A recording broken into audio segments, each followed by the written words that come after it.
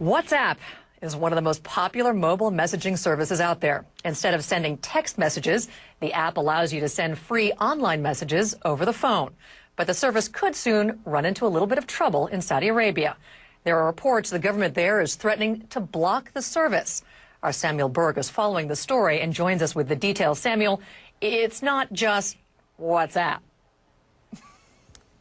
In fact, they've already blocked another messaging application in Saudi Arabia, but now the head of the Saudi Communications Commission has told the publication Arab News that they're in communications with WhatsApp, this application, and they're trying to get them to cooperate and comply with the Saudi telecom providers. Now, basically what he said in this interview is they want them to establish local servers so that they can monitor user activity. And he says they have until Ramadan to do that, which is in just a couple weeks here now, Felicia. Now, WhatsApp isn't commenting, but I spoke to the CEO of the application Viber, which gives its users free phone calls. His application is already blocked, and the CEO told me that he wasn't even contacted by the Saudi government. He was contacted by two telecommunications companies inside Saudi Arabia. To him, it sounded like they either wanted to block or listen into the phone calls of the users inside Saudi Arabia. And he says he has 10 million users in Saudi Arabia, and rather than comply with that,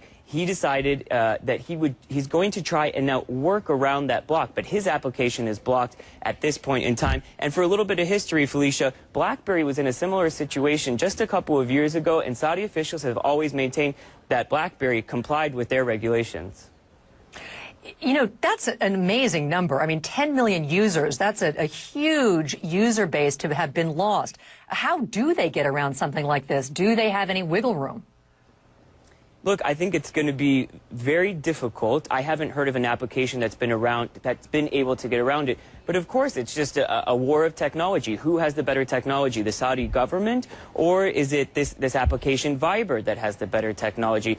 But to me, Felicia, I think one of the most interesting things in all of this is who are the people who are affected by this? Because it's not just young people using these applications. It's also businessmen in Saudi Arabia using these applications, also immigrants. You know, there's a huge foreign labor workforce in Saudi Arabia, and those people really take advantage of these services because it allows for free text messages back home. It really helps international users, free phone calls. So they're the people who are going to be suffering if they can't use these free messaging apps, Felicia.